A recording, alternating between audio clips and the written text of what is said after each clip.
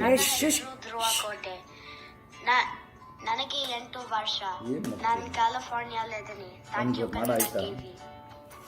ನನಗೆ ಶಾವಿಗೆ ಪಾಯಸ ಅಂದ್ರೆ ತುಂಬಾ ಇಷ್ಟ. ಮಾಡುವ ವಿಧಾನ ಹೇಳ್ತೇನೆ. ಬೇಕಾಗುವ ಸಾಮಾನು: ಸೌಟು, ಬಾಂಡ್ಲೆ,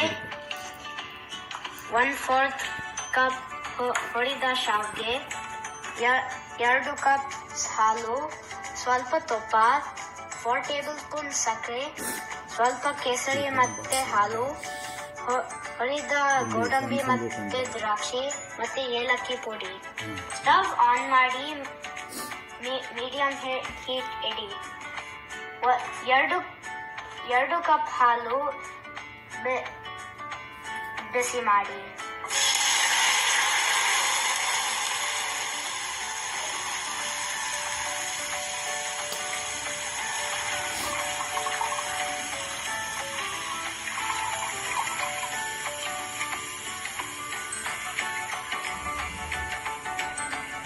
ಮುಂದೆ ಮಕ್ಕಳು ಕೇರ್ಫುಲ್ ಆಗಿ ಅಡಿಗೆ ಮಾಡಬೇಕು.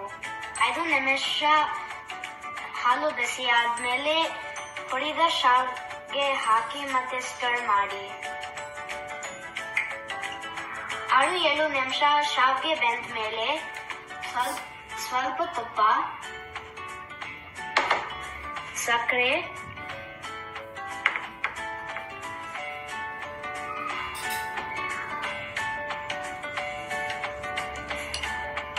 ಮತ್ತೆ ಕೇಸರಿ ಹಾಲು ಹಾಕಿ ಮತ್ತೆ ಸ್ಟರ್ ಮಾಡಿ.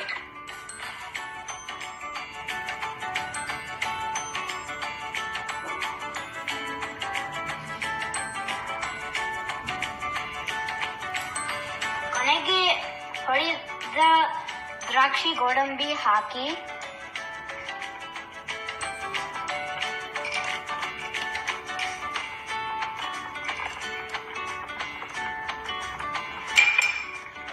ಏಲಕ್ಕಿ